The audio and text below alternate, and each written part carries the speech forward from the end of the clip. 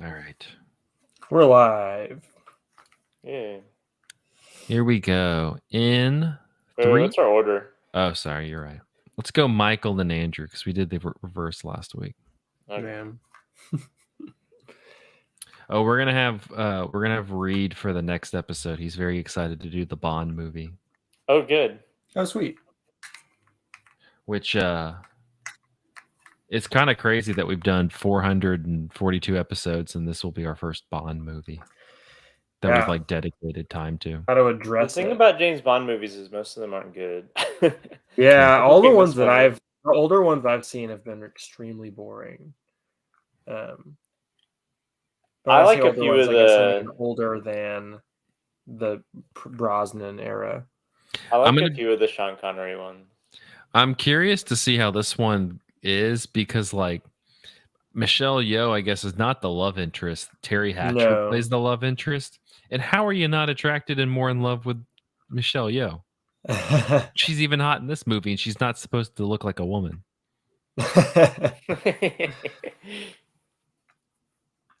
All right. Anyway, Wait, so I'm first. Michael, then Andrew. you're right? first. Okay. Yay. Here we go. In 3, 2, 1. And welcome to episode 442 of Cinematary. I'm your host, Zach Dennis, and I'm here with. Michael O'Malley. And Andrew Swafford. In today's episode, we're going to be talking about movies that we saw this week in part 1. And in part 2, we're going to be continuing our Michelle Yeoh series. We're just watching one movie this time, y'all. No smorgasbord of movies. No jigsaw teaching strategies. No jigsaw. Yeah, that's what was really holding us back is jigsaw strategies. This week we're going to be talking about 1994's Wing Chun, or if you're a North American like us, 1998's Wing Chun. Mm-hmm. And we'll get into that because Michael's going to be our dub expert. I watched the legitimate version on Amazon Prime, which is the only way that you can watch it. Hey, it's we appreciate what you do for the sacrifices you make for the podcast. I watched the one last week, not on Amazon Prime or a legitimate service, so I think I'm evening out neutral here. I think the true Wing Chun is only available on dailymotion.com. Exclusive. Blocked by Knox County Schools. All right, well, let's go ahead and dig into movies that we saw this week. And Andrew, I'm going to start with you. Yeah, so I got, I think, all the newer releases this week. I'll start with the one that just came out this past weekend. That movie is Pathaan, Pathaan. His new Shah Rukh Khan movie. Shout out to Shah Rukh Khan and our Shah Rukh Khan series, which we did. Yeah, friend of the pod, Shah Rukh Khan. Yeah, SRK is a big fan of us. Yeah. If people are not familiar with Shah Rukh Khan, you really should be.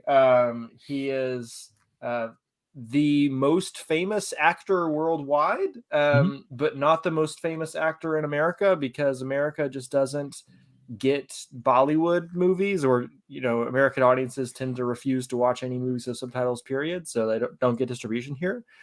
But Shah Rukh Khan, amazing, historic Bollywood actor. He has been out of the limelight for a couple of years, and he is back with this movie, Pathaan, which is a spy movie. It is like a big rip-roaring action extravaganza. So if people got on the Bollywood hype train with RRR last year, this would probably be a good one to follow it up with. But it is I think, framed very much as a meta movie about Shah Rukh Khan's return to acting. Not that he's been gone for that long. He just hasn't been in a lot of huge movies in the last couple of years. I love a good SRK like meta movie, you know? Yeah, absolutely. He's done quite a few of those, right? Dude makes a great meta movie. Om Shanti Om is a fantastic meta movie. Dilsei is also kind of a meta movie if you squint at it a little bit. Fan, oh, absolutely. We got a similar thing going on here, but in this case, Shah Rukh Khan plays a legendary agent who is like kind of coming out of retirement. Got one last job. He's got one last job, right? And the movie even ends with a fun sequence that I don't know if it's really a spoiler to say that like it's him and another a major Bollywood actor, Salman Khan, talking about like the fact that they've kind of they've sort of been threatened to be overshadowed in their field by like some new up and coming guys, and that might be a dig at the RRR guys. I don't know, but this movie seems to be like a attempt to show that the old guys still got it. Shah Rukh Khan is like how old is Shah Rukh Khan? Hold on a moment. Let's see. He is 57. He is 57. He does not look 57 in this movie. You remember when people were freaking out about Brad Pitt's abs in Once Upon a Time in Hollywood? Brad Pitt has nothing on Shah Rukh Khan in this movie. Like, dude is absolutely jacked. And yeah, this is just mostly Shah Rukh Khan beating people up and flying helicopters and stuff. The very opening sequence is, more ridiculous and over the top than just about any American action movie, barring some Mission Impossible stuff, I suppose. But it's definitely working in the Mission Impossible register. In that first sequence, he is flying a helicopter inside a warehouse. Yeah. It's incredible. Yeah. And it is, because it's a spy movie, it's also kind of a story of like double and triple crossings. It stars these two other Bollywood actors, Deepika Padukone, I think is how you say that guy's name, probably, or that woman's name, sorry. And then John Abraham, who plays a character named Jim.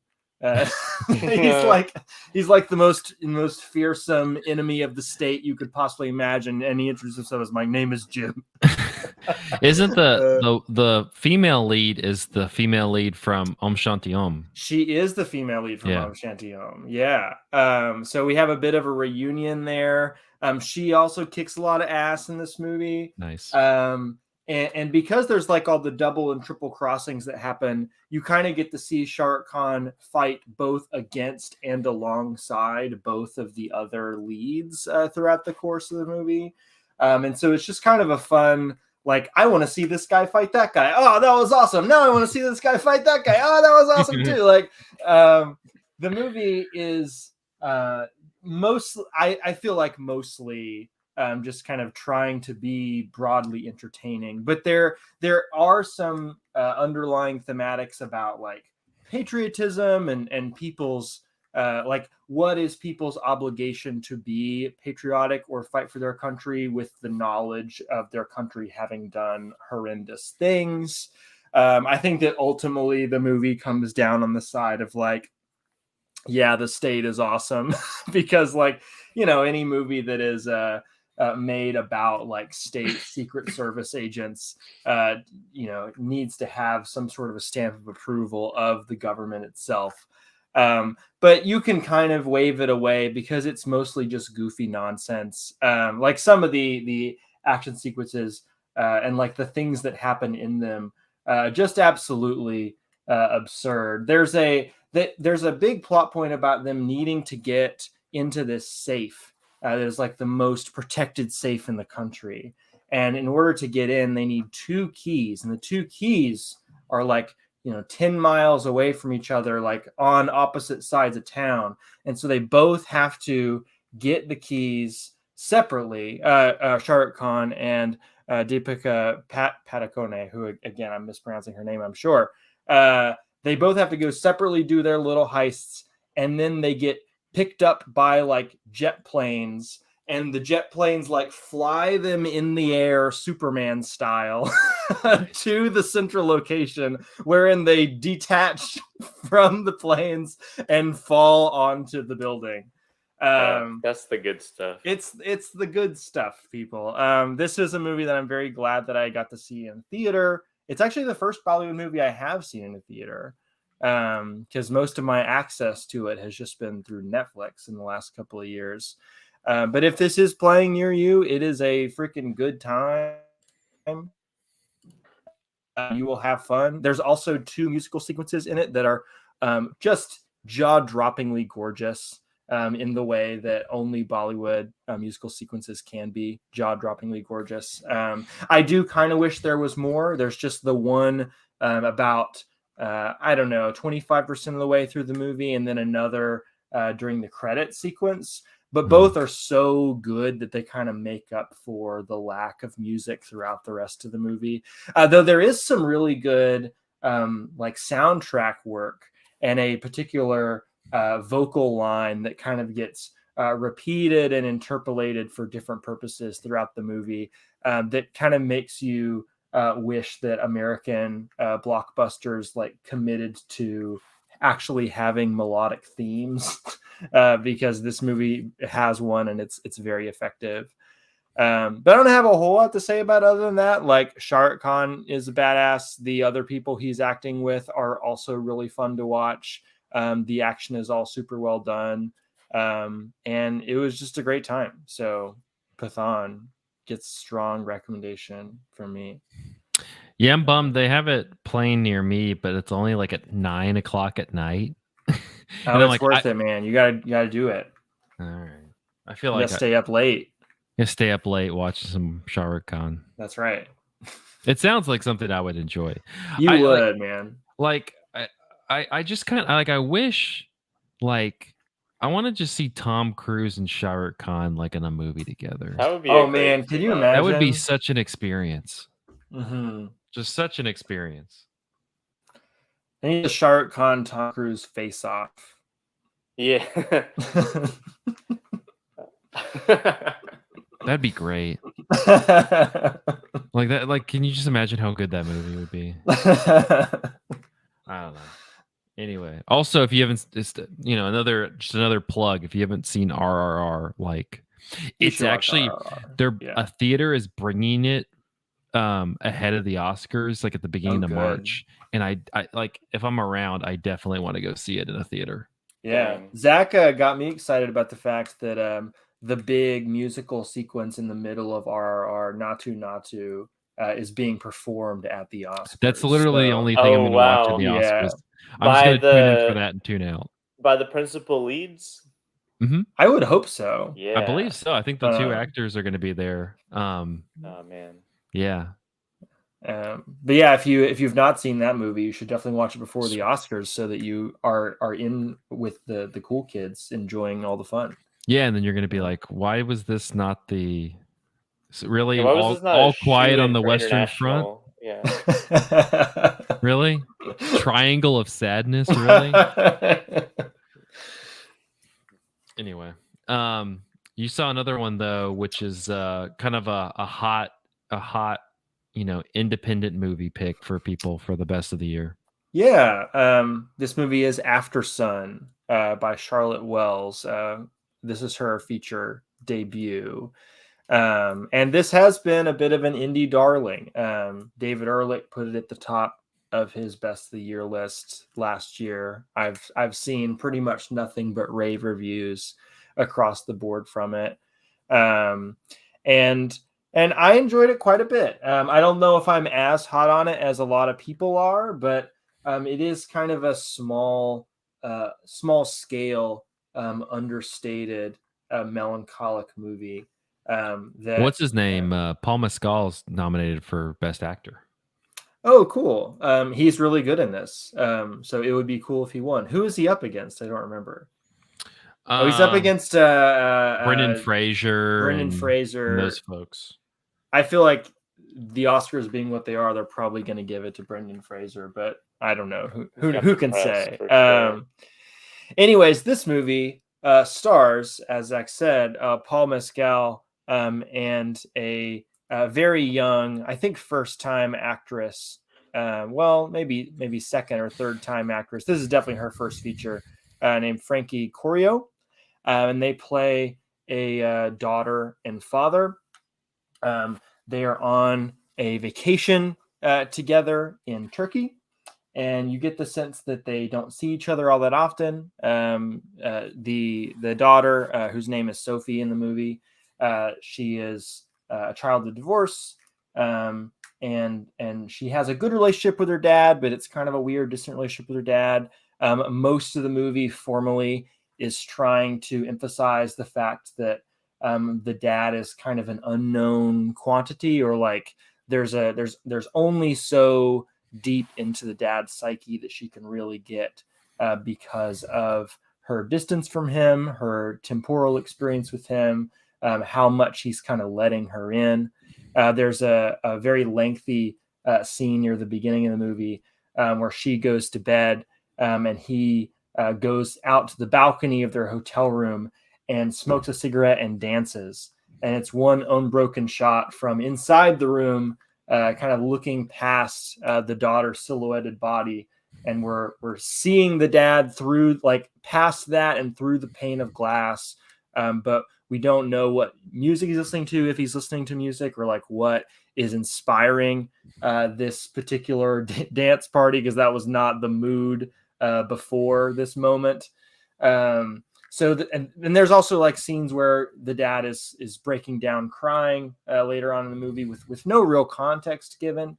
And so I was talking a couple weeks ago about Saint Omer and how that movie was playing with perspective and playing with limited information and sort of asking the audience to speculate on what is not being said. And this is a movie that's very much doing a similar thing, but there's really not all that much speculation to be done.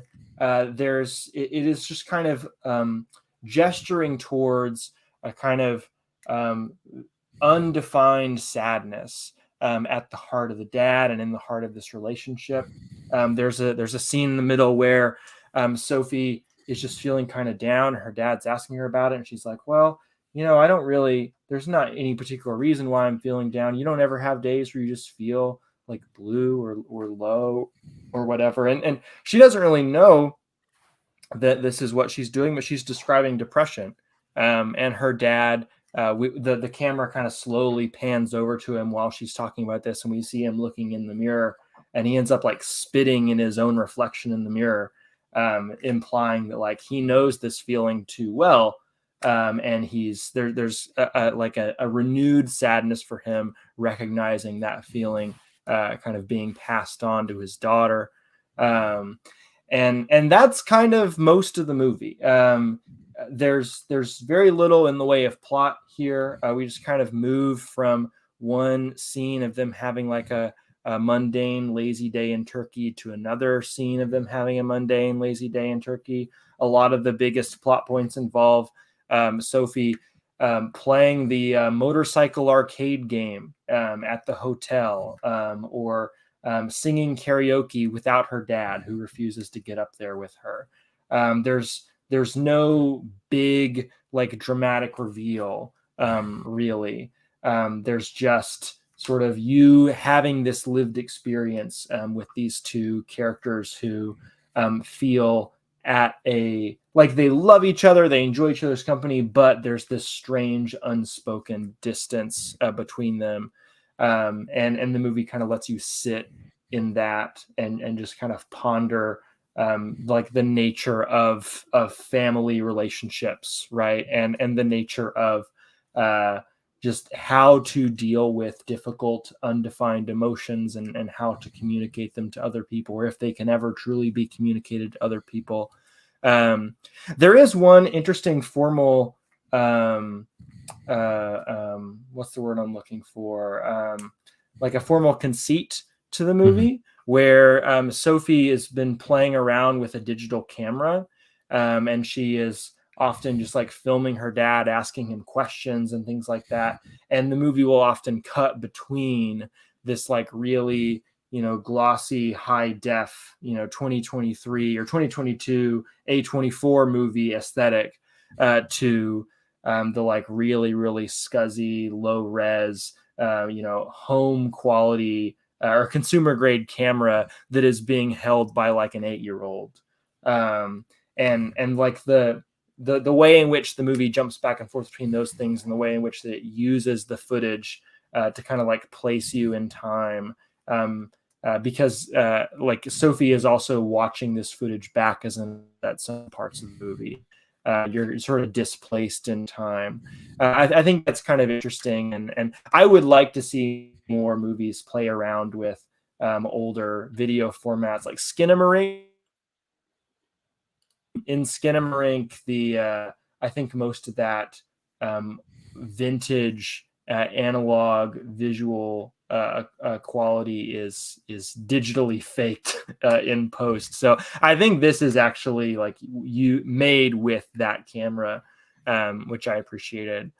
Bring back movies that look like Inland Empire and Bamboozled. That is correct. I agree. But yeah, I don't really have a whole. I don't have a whole lot else to say about Aftersun other than it was moving. It was sweet. It was a good movie. I'm curious to see where Charlotte Wells goes from here.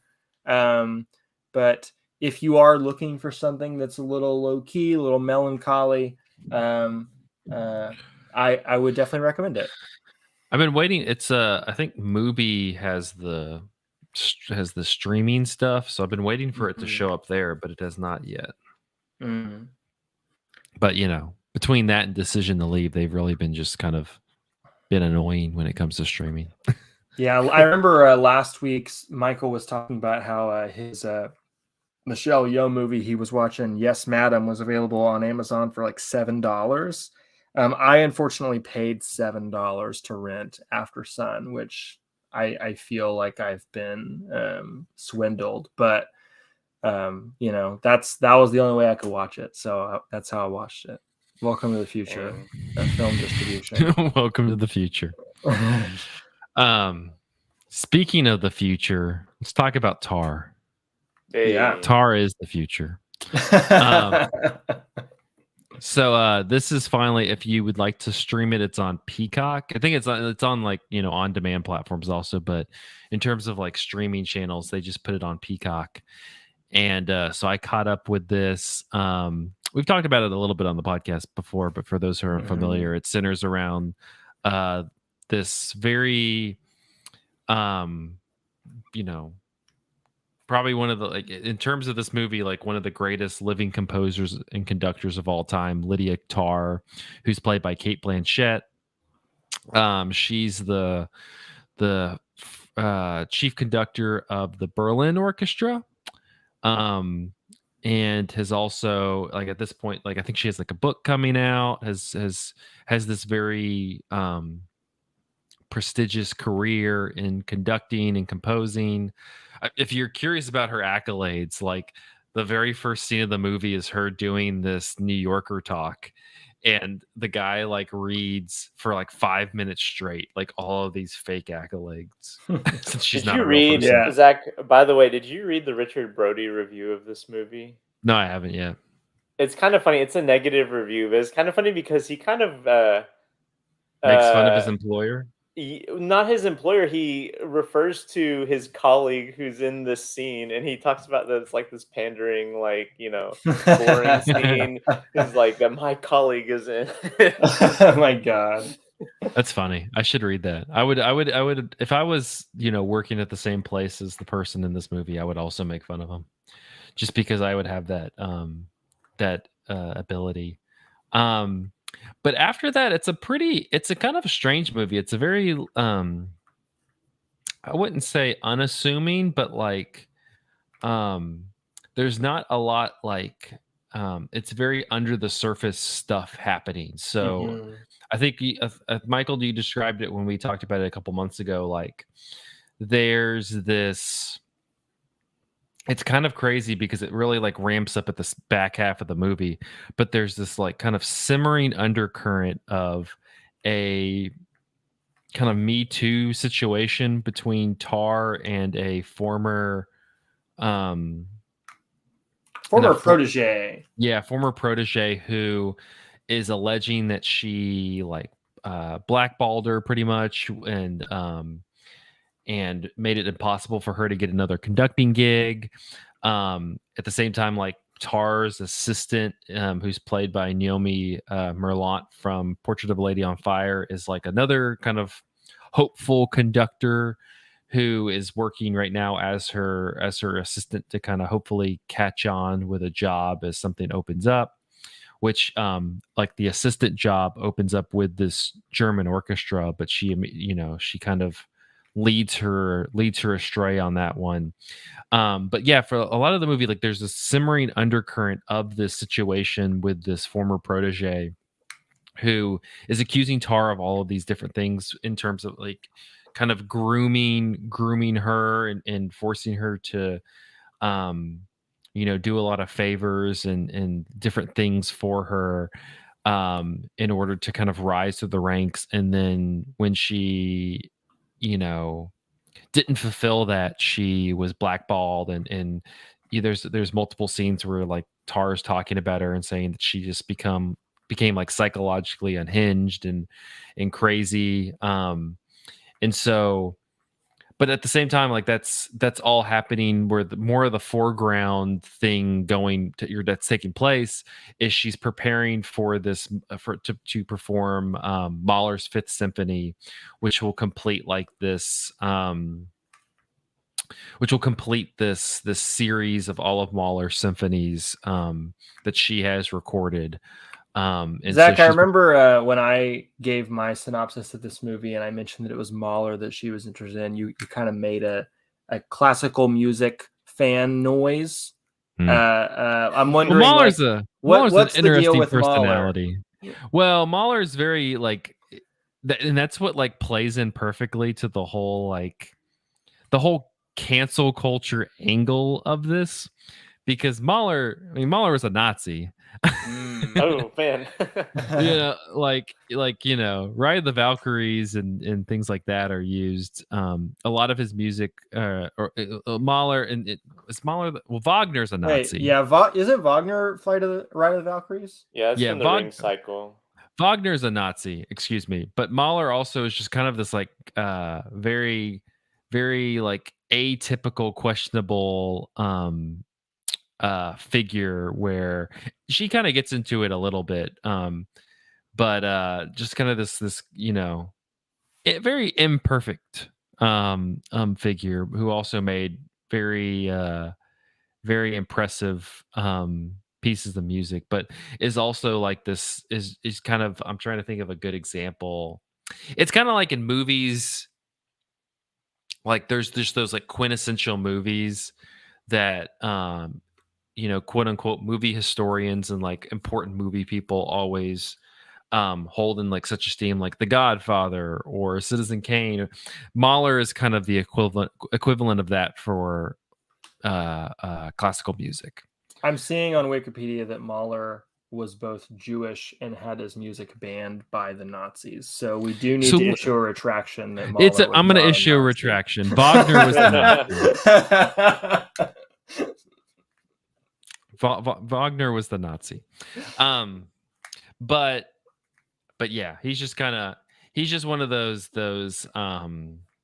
he's just kind of one of those the kind of Mount Rushmore guys that after a while you're like, I mean, it's Mahler, it's fine. But so she's like preparing for that. Her wife, who's played by Nina Haas, is the first violinist in this orchestra. She also has this like new cello player who came from Russia, who you kind of have her starting this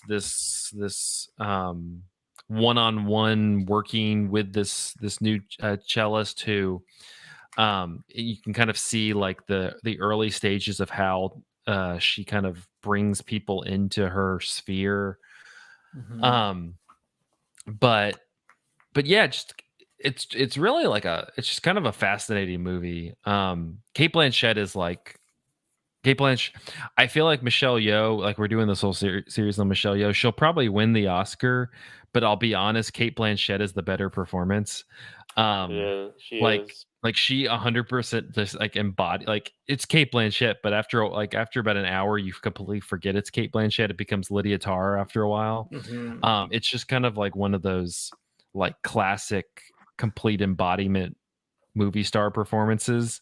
Was the role written for her? Oh, I don't know. I would have to look. It seems like it, like, or at least it really she does. And yeah, so you kind of just have all this stuff happening around, and she's also, kind of struggling to, she's constantly like kind of struggling to make sense or like come to terms with this stuff.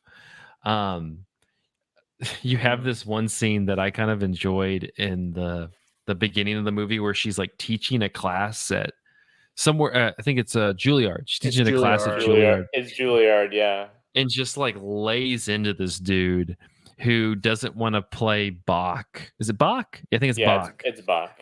Because he doesn't want to like he's just not interested in playing white cisgender male composers pieces, and she just like lays into him, which in all transparency I'll kind of say I somewhat agreed with her. She was very mean, but also I was like, oh, she makes some points. She's correct in the scene, I think, but she her opposition is a straw man. I would say she's also correct in the worst possible way in that scene too. Just the way that she goes about it. It's a real like, you're not wrong, you're just an asshole kind of scene. Yeah, which makes it way more interesting than any other like similar scene where because I'm just like, you're not wrong, but man, you're really lacing it. Like like the part where because like, and it's such a like the kid who she's attacking pretty much like has this nervous, like his like knee, he's shaking, he's shaking his leg the entire time, he's sitting there, and at one point she's like grabs it and like stops it, and it's just such an aggressive move. It's a great scene. I want to butt in and say, Andrew, you were correct that Todd Field said that he wrote the script for Blanchett, and allegedly, this is a quote from Wikipedia, it would never have seen the light of day if she had said no to the role. Man, that checks out. But so I watched this, I think was it Sunday or Monday, and I've just been kind of sitting on it. I think overall I liked it. I'm not to like, I know some people, I mean, maybe on a second watch it would grow in my estimation. I was kind of like, this is really good, she's super good, but I don't think I like locked into all the stuff I should be locking in with this movie. I was reading some other reviews and some stuff that other people had said about it, and there's just some, at least some things that didn't really click with me.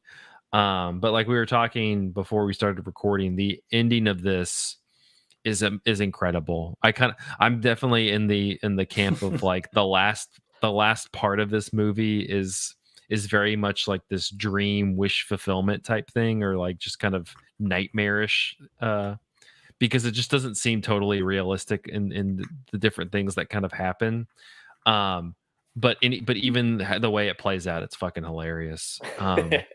So I think overall positive this movie, but I know both of y'all have seen it. I mean, in terms of, I guess we can get more spoilery. Anything lingering with Tar? I'm overall positive on it too, and definitely felt a lingering presence of the movie in the days like right after I watched it, because it's a movie that it's not particularly clear like what it's trying to say. It has all these, it's definitely very ambiguous. Yeah, ambiguity is sort of the name of the game with this movie, right? Like what did and did not happen in the movie is up for interpretation, and then how you're supposed to interpret that, and like what you think Todd Field is saying about what happened is also a bit of a Rorschach test, I think. But I would say that in the months since I've seen the movie, I haven't really thought about it all that much past the first week. Like I kind of thought this might be a movie that would grow my estimation more and more as I want to go back to it, but I haven't really wanted to go back to it yet. That might change, but that's where I'm at right now.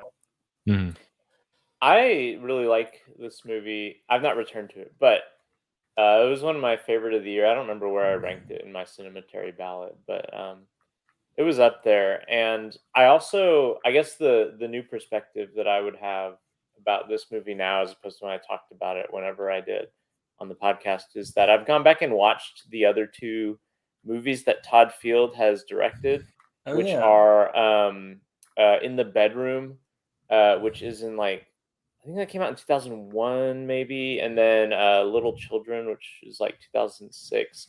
And he it's a little bit of a mystery to me, like what his thing is. Maybe he's not like an auteur in that sense of like you can kind of track themes through his work or whatever. But like all three of these movies are very different from one another. In the Bedroom is like a very classically structured, like domestic drama, basically, in which like a couple has to grapple with a tragedy that happens an awkward way into the movie, to the extent that I'm not sure if it's a spoiler or not. And That's really good. Like I thought In the Bedroom was good, but it's not doing the thing. It's not an art film in the sense that this movie is.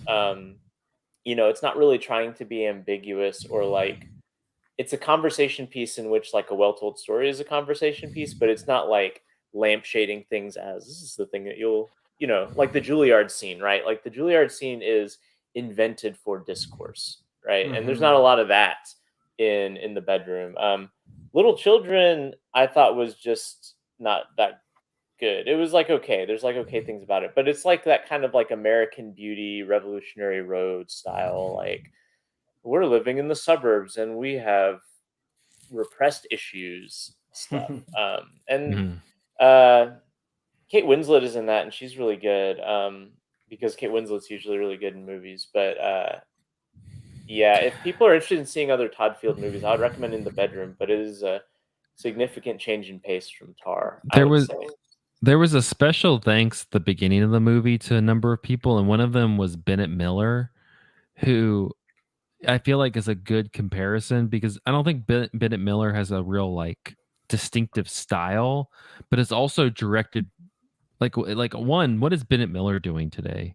Because Yeah, and two, like he doesn't really have a distinctive style. I mean, he's got Capote, he's got Moneyball, and he's got Foxcatcher, and he literally hasn't made a movie since Foxcatcher, which is not a movie I was over the world about, but I also didn't think was a poorly made movie. it's like a movie Um, that demands to be taken seriously. I feel like that's Todd Fields. Is like yeah, he makes movies that like demand to be taken seriously, but he doesn't make the same type of movie, at least in my estimate. Like honestly, like I saw a lot of stuff in like, advertising Tar that was like this guy worked with Stanley Kubrick, which he did in Eyes Wide Shut. technically, Technically, yeah, and Tar is kind of Kubrick like in a lot of ways. It has that kind of Mm-hmm. like detached austerity to it. But that's not present in his other movies, I don't think. Like his other movies are much more like they're less funny than Tar is, but they're also a lot more like emotionally available than this movie yeah. is too. It's just like I think that that's a good comparison because yeah, Bennett Miller is a director who, even Capote, like all three of those movies are like attention should be paid, but at the same time like they're not a Wes Anderson or a Quentin Tarantino or even like on an awards level like like Stephen Frears, who like makes a very specific type of movie that you're kind of like going in, you're like, I know what this will be. Like they Right. make very like every movie is somewhat different, like Moneyball has a incredibly different vibe from like Capote or Foxcatcher.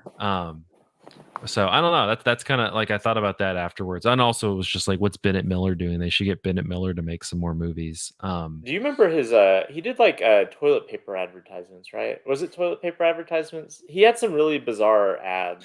He's done a couple. He's done some commercials and done some music videos. I was just looking. Yeah. But back to Tar, yeah, like ambiguity is the best way to describe it. It is very like, and I think that's the initial watch. What was kind of because you can never really sink into it. At Mm-hmm. least I didn't. I was never able to like kind of sink in.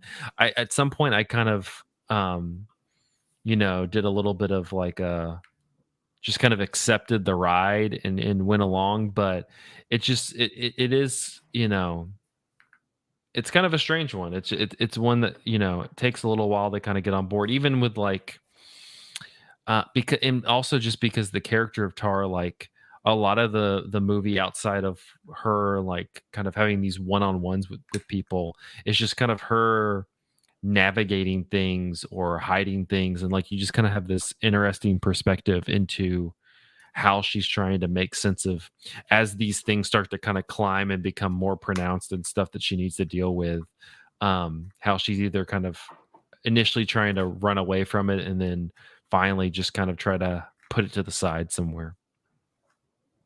So I don't know, it was good. I don't know if I would have it in my top 10 of the year. It's no Avatar too. It's interesting. Like, I would like there to be more movies like Tar. Oh, absolutely. Like it was, like I saw Scorsese had a quote where he's just like, Tar made me reminded me like why we go to the cinemas. And I'm like, yeah, I kind of get why. Like it is like, yes. Scorsese, he gets a quote like that rolled out every year about a different movie. Yeah, he does. But I was like, with that one, I'm like, yeah, I get it. Like you go, it's just kind of like this very just kind of this big ambiguous piece of work that, I feel like if you went and saw it, like it was a good, let's go get like a meal afterwards and kind of try to like make sense of it. Yeah.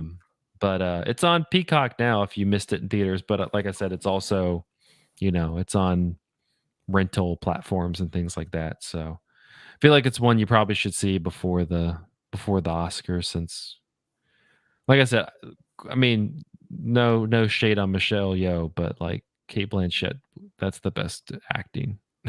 Yeah, it's a weird thing in which Michelle Yeoh would be the more interesting pick in terms of who Michelle Yeoh is at this point, but Cate Blanchett has the way more interesting performance in the actual movie. Yeah, like that's just the, it's kind of like it's just the better. It's kind of like the Leo dilemma for a long time of like, he's really good, but there was just always like a little bit better role, even if it was just kind of a one-off for somebody.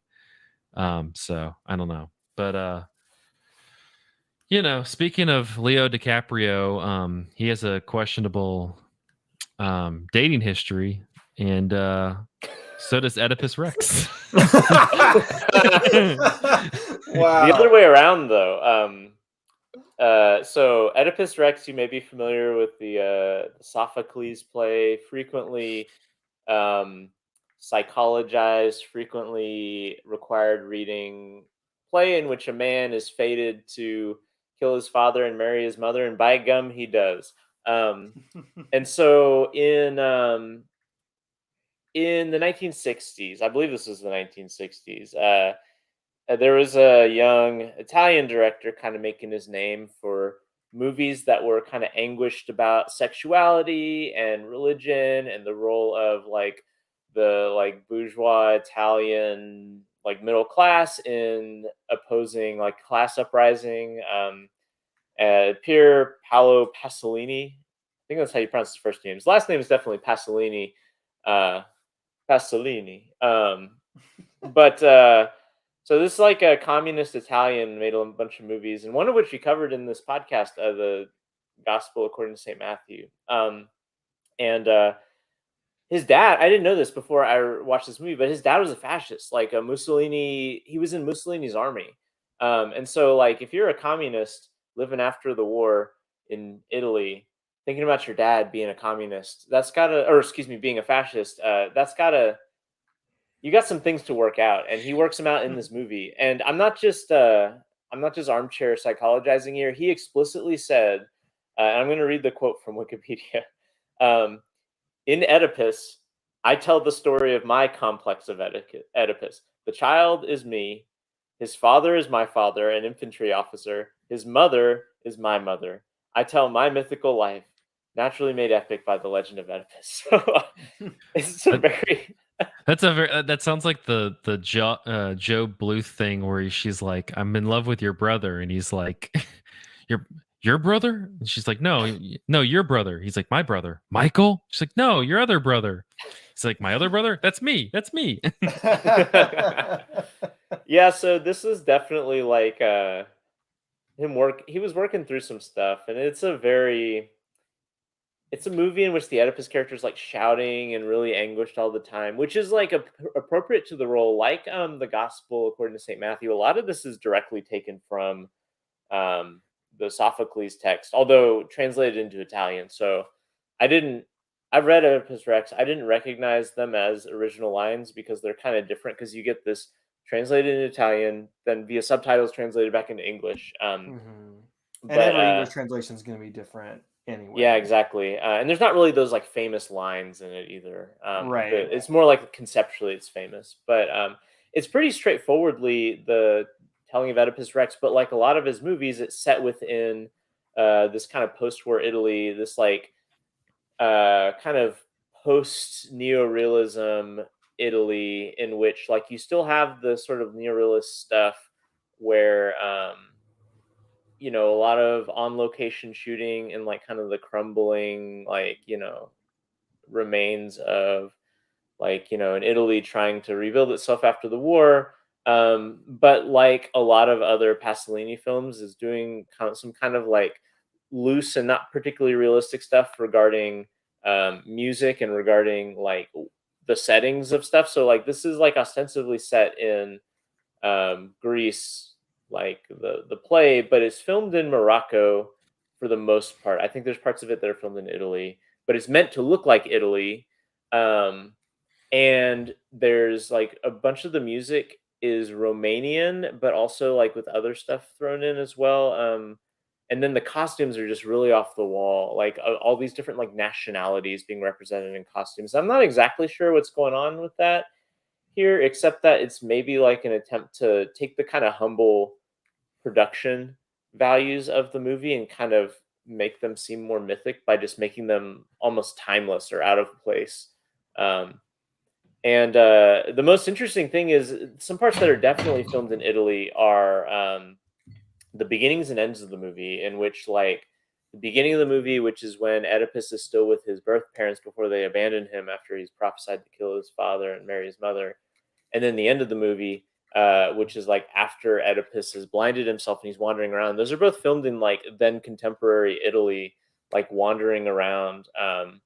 And I think like he's trying to draw like some sort of Pasolini is trying to draw some sort of political allegory about like the kind of self-defeating um like kind of liberal like Italian middle class, in terms of like it will destroy itself because it lacks the ability to understand like the prophecies, like aka like what Marxism said about you know the bourgeoisie and whatever.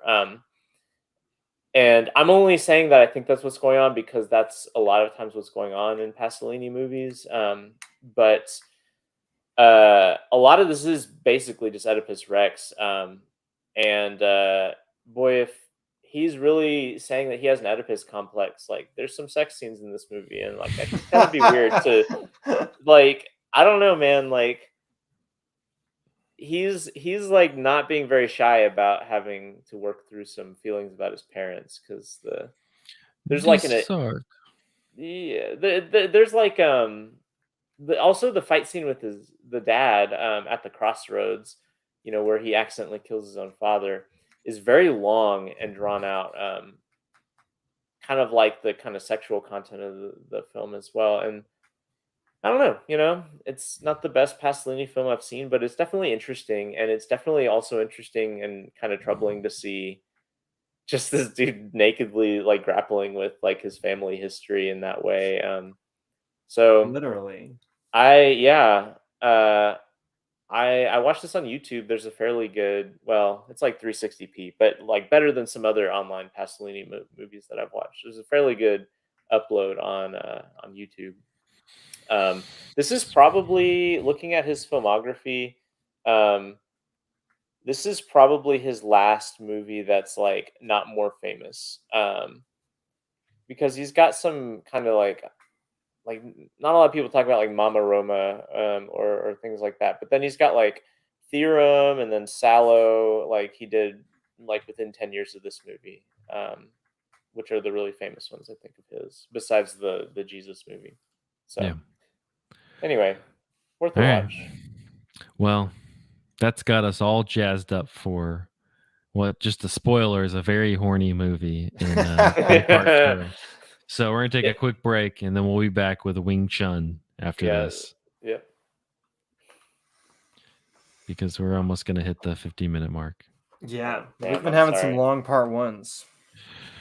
Just been some movies that we saw this week that are just sticking on the brain, you know. All the men who wanted to sleep with her in Wing Chun call her mom by the end. You know what?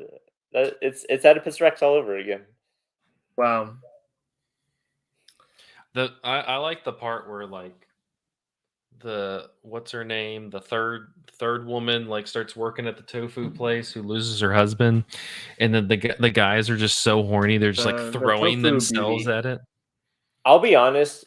Yeah, I completely had so much trouble keeping track of which woman was which besides Michelle Yeoh.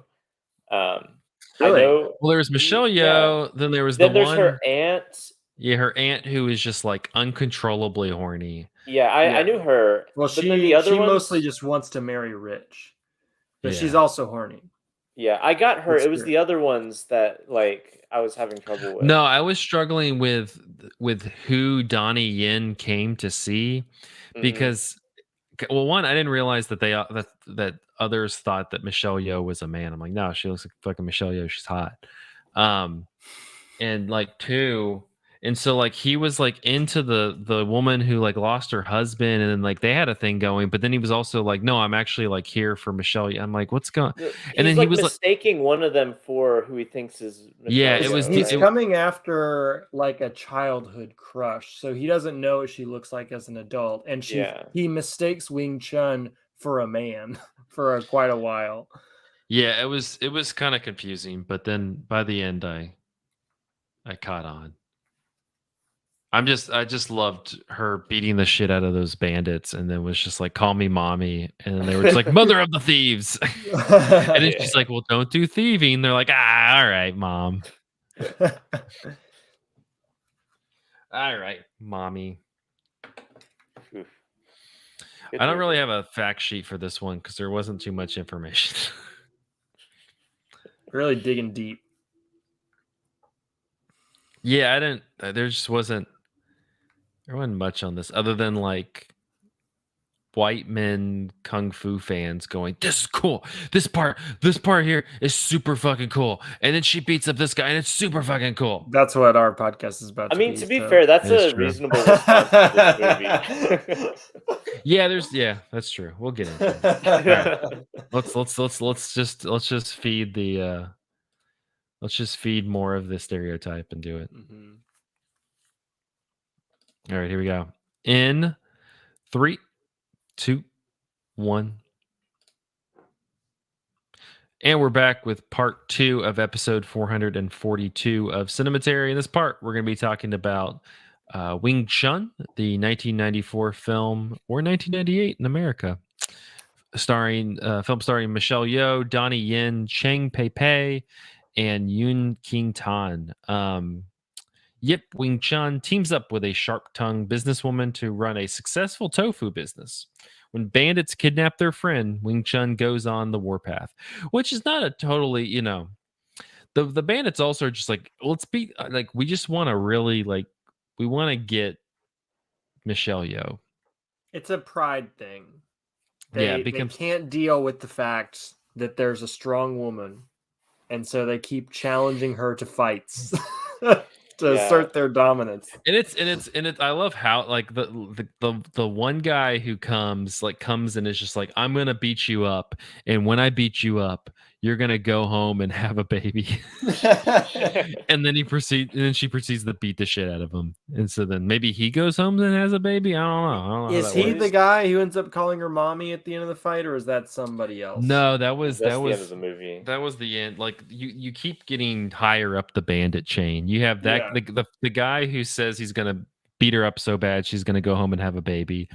Then you have the guy who's like named Flying Monkey, who she fights in the fields and like lights his balls on fire. And so then and then you have his brother who like laughs at him because he's like, you lost your balls, and then gets beat up and gets beat up so bad that she makes him call her mommy.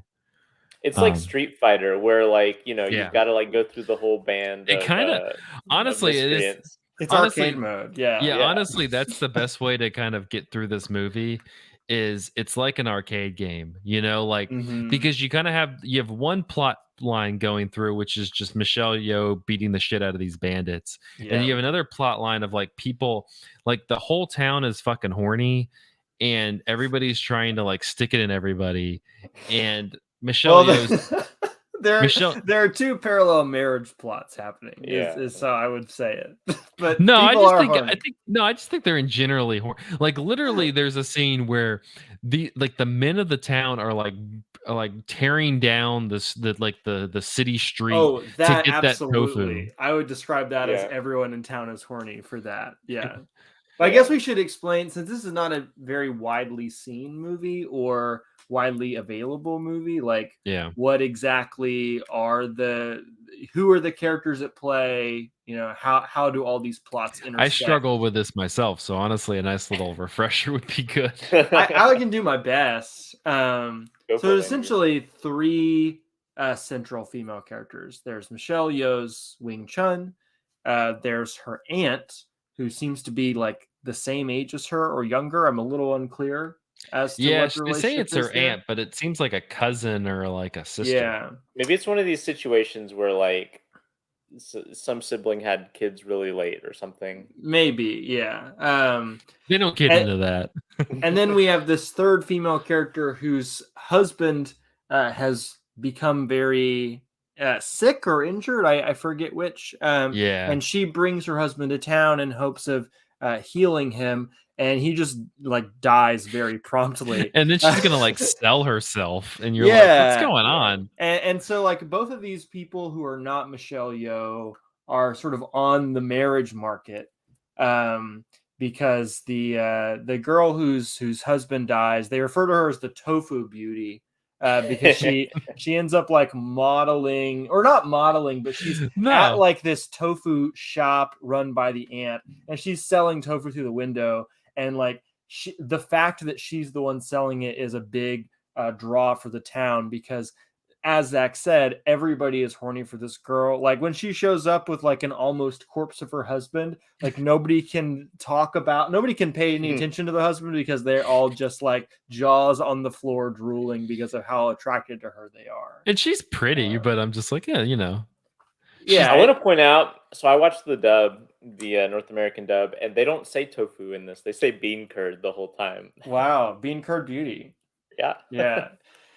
So there's that plot going on. She's like kind of entertaining the affections of several men. And then there's also the plot with the aunt, who seems to be frustrated by the fact that she's reached a certain age and she doesn't have a great marriage prospect lined up. She's also very aware of like the limited options for women in her country and her time period, where she knows that once she does get married, she's probably just going to be a live-in maid for some dude.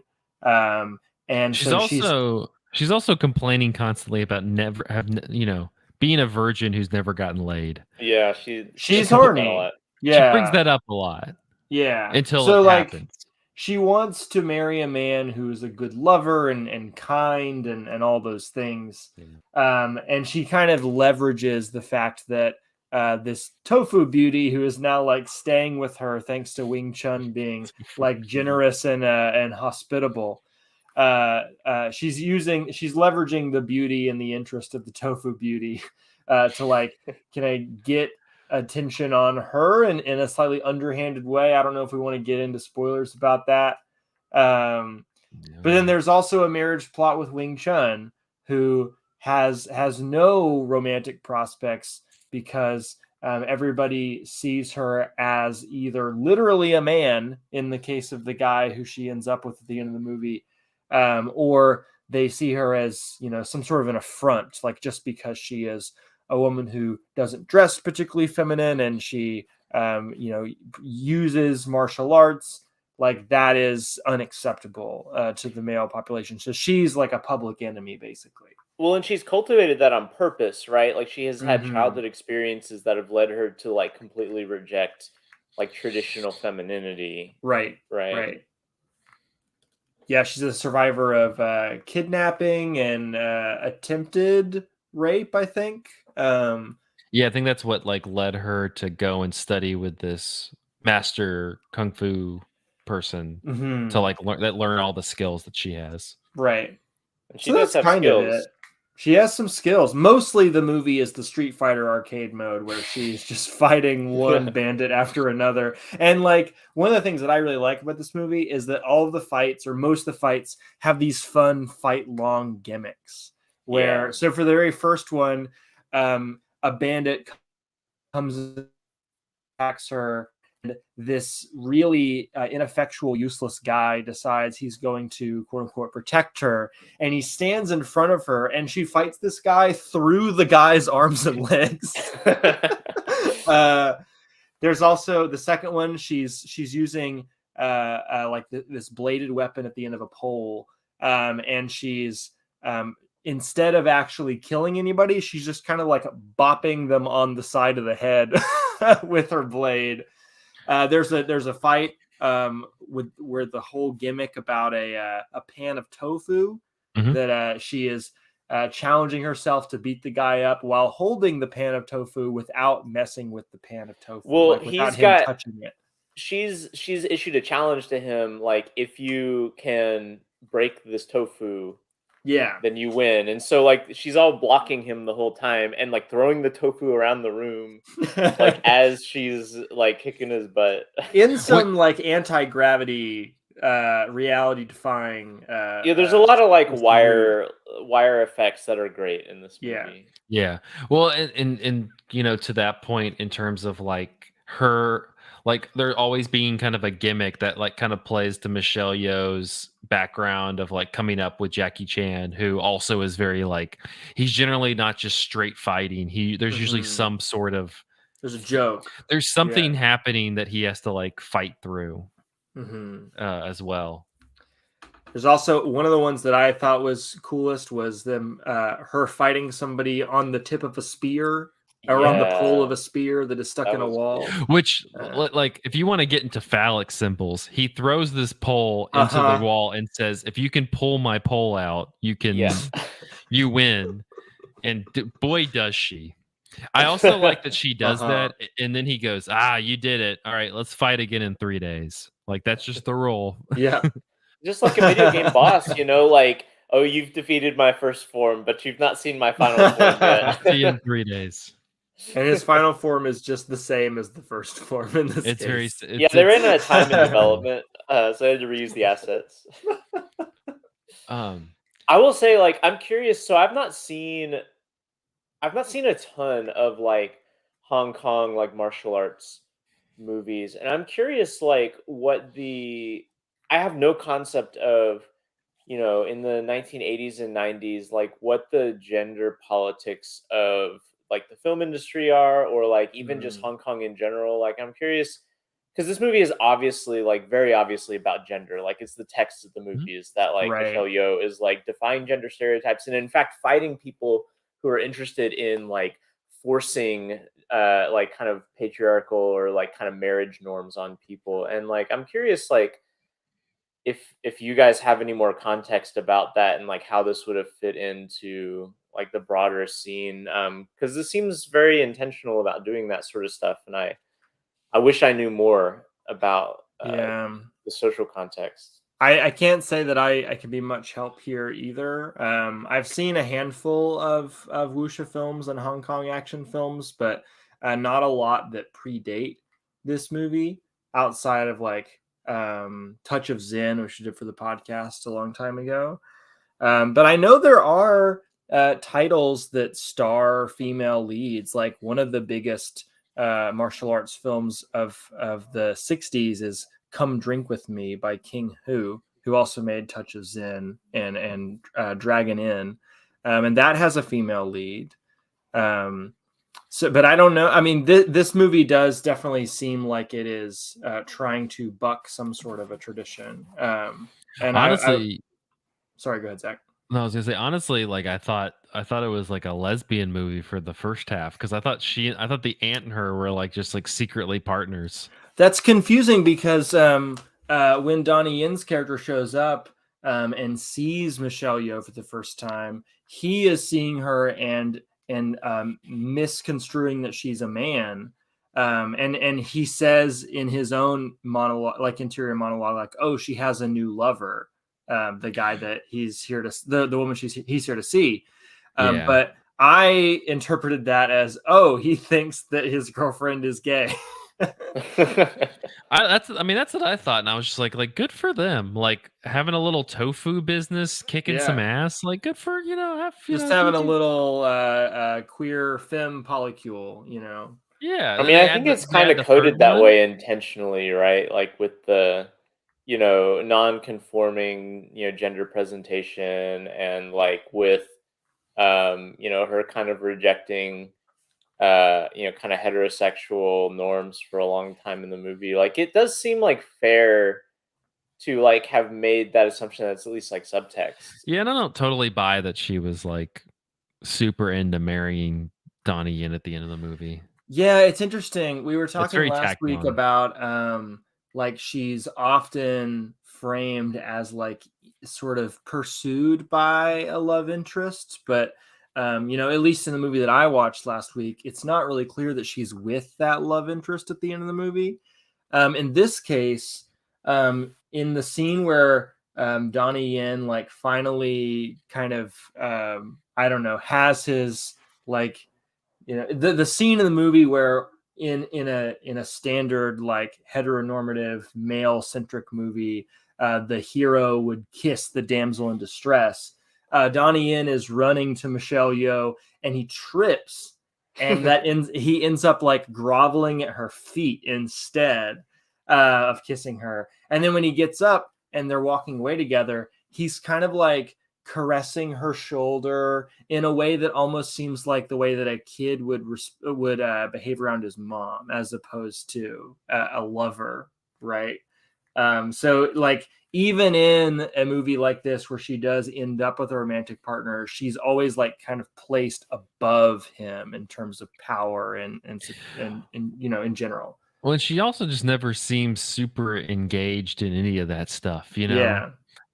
Like she kind of like so it just seems like the back half of the movie is weird because so she fights the guy and pulls his pole out and meet in 3 days. And then she goes to see like her old master and she's like, yeah, like I should have beaten that guy, but like something was missing.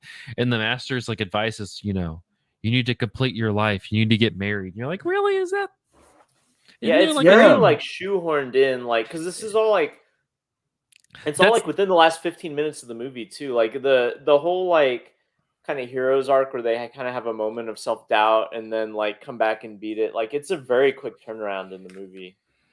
Yeah, and like there's dialogue during that final marriage scene that seems to like try to undo all the thematic work that the movie had been doing up to that point. I wrote down a quote. I forget who said it. I think that maybe it's the aunt who says it, who's been kind of like the most headstrong, confident, vocal character when like directly confronting sexism or her society's treatment of women. Michelle Yeoh fights with her body, but this woman fights with her voice. Like after she gets married, she begins acting very differently, and she says to everybody else in the scene, which is like the whole cast of the movie, when one is happily married, one looks sweeter and sounds sweeter too. And it's like that seems like a betrayal of what the movie was doing up until that point. But I also, I part of me wants to be like overly generous and say that the movie is doing something thematically interesting with like the idea of soft power. Like she has to pretend to be like the doting, a submissive wife in public, but she's actually the one in charge behind closed doors. I don't know. Oh, she's definitely the one in charge. Like everybody after that last fight is calling her mommy. So, well, I'm talking about the aunt. I'm not talking about Michelle Yeoh, but the same could apply there. I think the aunt is like in charge in the sense of like, she's the one who is most enthusiastic about like kind of preserving like normal like social mores. Um, Mm-hmm. and so like she's not like this outsider figure, she's like a person who has like a very clearly defined role that she wants to embody, and she enthusiastically does that, which kind of de facto makes her a sort of kind of outward facing leader. Even Mm-hmm. though Michelle Yeoh obviously has like the like brawn, like the pure like ability to rule with power, which Mm-hmm. like I don't know, there's something kind of weird about that, like that power then like becomes maybe jokingly maternal at the end when everyone's calling her mommy, but it's like through unconventional means that she does that, right? Like she's just like demoralized and emasculated like all these people, and then they're like, okay, mom. Like I don't know, that's a Mm-hmm. very roundabout and not like traditional way to like achieve like that kind of like whatever feminine ideal of being a mother. well, but that's kind of the thing throughout the movie is like Andrew said, it's always like the bandits are coming after her not because there's like a territory they need to claim, or she owes her money, or it's literally just like this lady keeps beating up our people, and so it's like she just keeps moving. That's why it's very video game-esque. She just keeps moving up the Mm-hmm. rankings of the different bandits because they're just like, hey, you can't beat up us. And so it does feel like very um just kind of on that basic level of she's just emasculating these men left and right. um and that's what, again, that's why I felt like the ending somewhat betrays the whole Yeah. feeling of the movie, because I'm just like, Is yeah. that again like having I guess I'm kind of like you, Andrew, where I've seen a few later Hong Kong like action movies, wuxia stuff. Um but I don't have enough of like this time period and before. But is that like a capitulation to like kind of like genre expectations, or like how do you guys read that? I don't know. I mean, I can't think of a lot of wuxia movies that are as concerned about marriage as this one is. It Yeah. feels like it's trying to combine multiple genres. Like in one gear, it's doing the like wire fu wuxia thing, and in another gear, it's a rom com. It's just like this real wacky marriage plot. Um, Yeah. so if it's a genre expectation, I don't think it's a genre expectation of wuxia. It is an extremely wacky marriage plot, by the way. Like, Yeah. because I can't remember if we said this already in the podcast or if this was well in between, like in the off mic section. But um the male love interest mistakes, like he's looking for a childhood friend slash Hmm. like love interest, and gets it wrong like for most of the movie. And like they kind of have a heart to heart like at least like two-thirds of the movie through that indicates like, oh, actually you're the one I've been looking for this whole time. And then he just switches gears Hmm. like immediately, even after having pursued Also, this other person. we should note that when he recognizes Michelle Yeoh, he spits up a little blood. Oh my gosh, yeah, I had to rewind that because I wasn't sure what had happened. Which, when you find the love of your life, who hasn't spit up a little blood? What on? I liked a letterbox review that like makes reference to that. That was great. Um, Well, I feel like it was basically just that. Like, who when you're us has not. When you're so overjoyed by the discovery of your lifelong crush that you spit up a little blood, who among us hasn't? I do think this movie is extremely funny. Like, even when it's like going through these kind of like plotty sections, like it's just like it's gags, but it's also not like gags that you would see in like a like Super Cop, like Jackie Chan style gags either. Like they're like it's just silly. Like it's extremely silly. Made more so by this might be a good time to point out that the American release is dubbed, and that is that makes this movie even sillier. And I did not like the dub at all because like it felt like I was watching a cartoon, not because of the action on screen, which is already kind of cartoonish, but like the voices are at the register of like kind of exaggerated delivery that you would hear in like a children's cartoon. So that tipped the scales maybe a little bit over the goofy line that like further than I wanted it to be, but right. Even without that, this movie is very silly, and I thought that was very charming. But honestly, I like that about this one. Yeah, for sure. Just because, yeah, like even with the police story that I watched, like it's trying to like explain the plot too much, and it like creates these like canyons of plottiness that you're just like, when's Jackie Chan gonna do more cool shit? And this one is very much like in the mode where like the plottiness of it is just kind of silly, and so it's really not super important.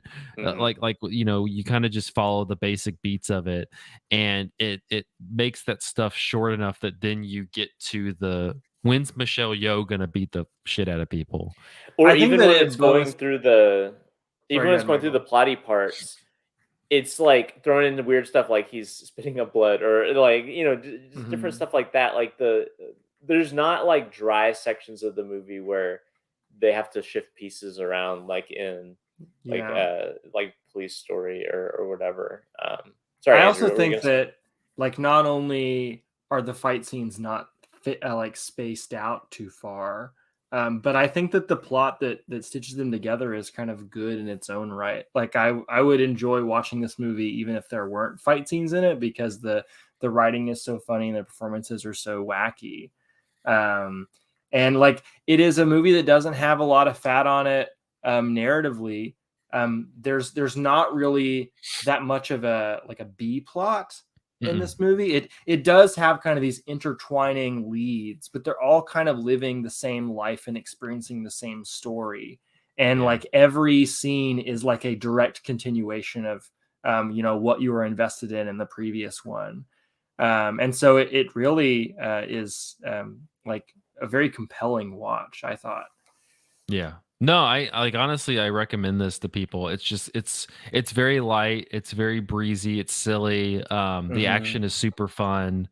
And yeah, the performances, you have Michelle Yeoh and Donnie Yen who, Michelle Yeoh is popping up in big movies now. Donnie Yen's been in like Star Wars. He's going to be in the new John Wick movie, like very accomplished martial artists, so it's kind of like fun to see them early on. And yeah, I don't know, there's also that weird scene in it where the three women are like talking and then the tofu beauty like gives them like this foot massage that like makes them have an orgasm that you're just like, oh man, that scene.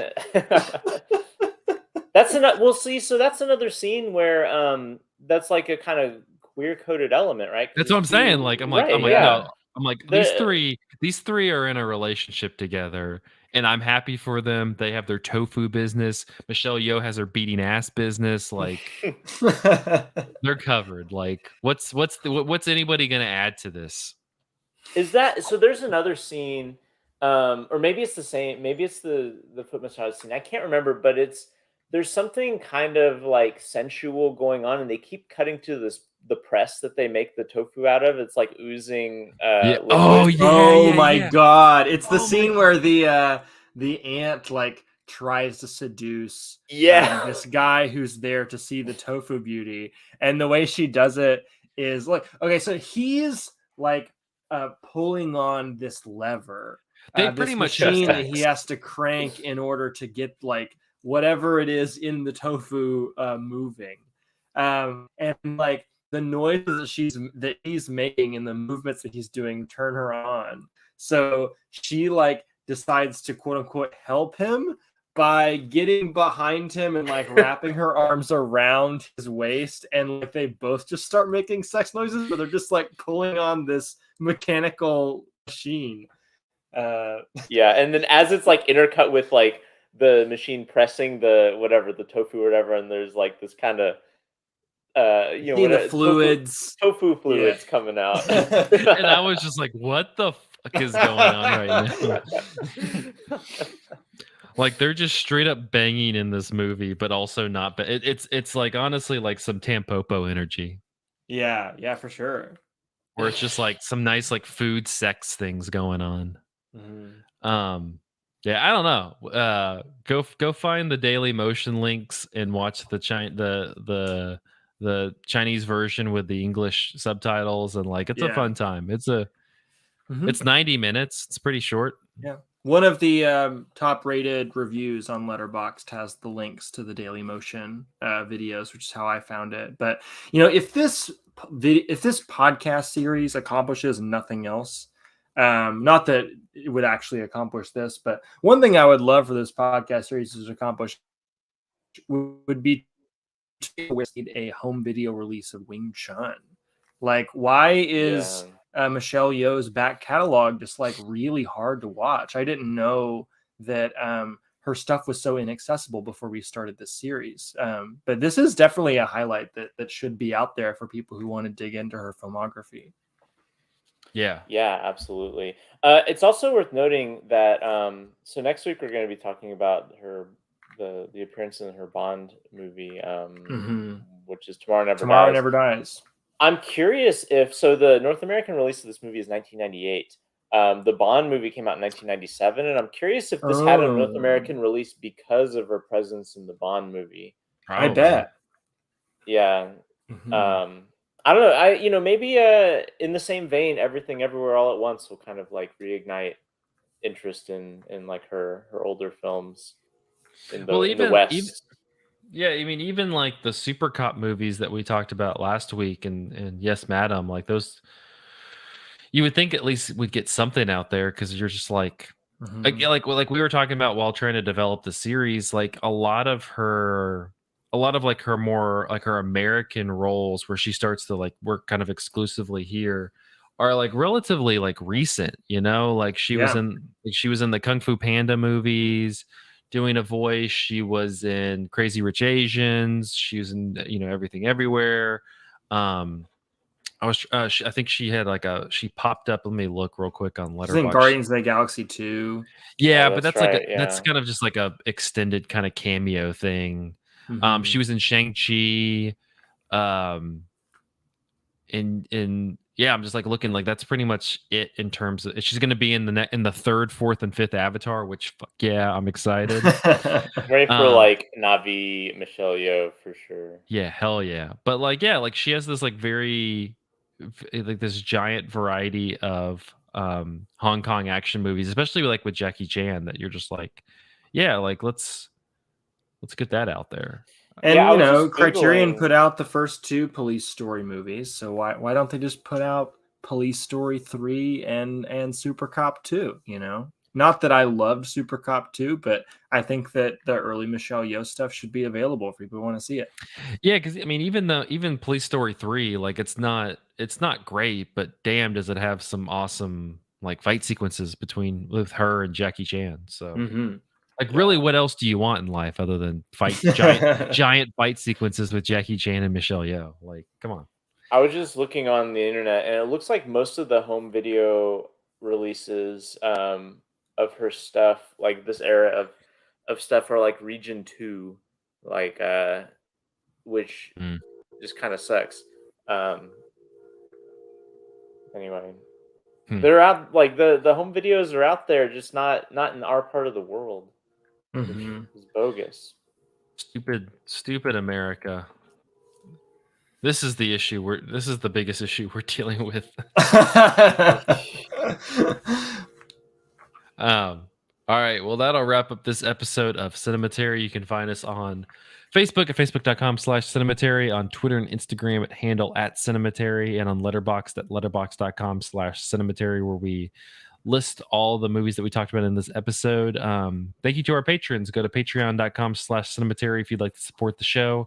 Thank you to Cam, Chad Newsom, Candace Sisson, Ron Hayes, Teresa Marsathi, Titus Arthur, and Tyler Chandler. Thank you so much for your patronage. Like we said, next week we're going to be dipping into the first full episode on a James Bond movie for Cinematary, and that's going to be 1997's Tomorrow Never Dies, which what a unique pick to be we're going to jump into a Bond movie. The James Bond movie. Favorite. I hope that's the only one we ever do is just Tomorrow Never Dies, and that's it. Not even the Pierce Brosnan one that everyone watches. Yeah, not even the popular Pierce Brosnan one. But I'm super excited for it because I think it's I again, having not seen it, I feel like it's going to be kind of a after watching all of these movies where Michelle Yeoh is incredibly capable of all these very intricate fight sequences, it's about to get very westernized and boring.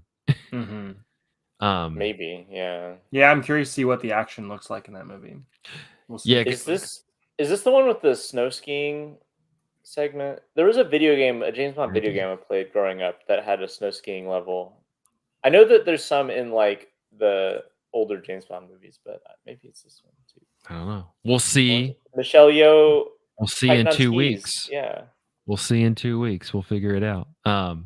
Thanks y'all for listening. See you then. Bye.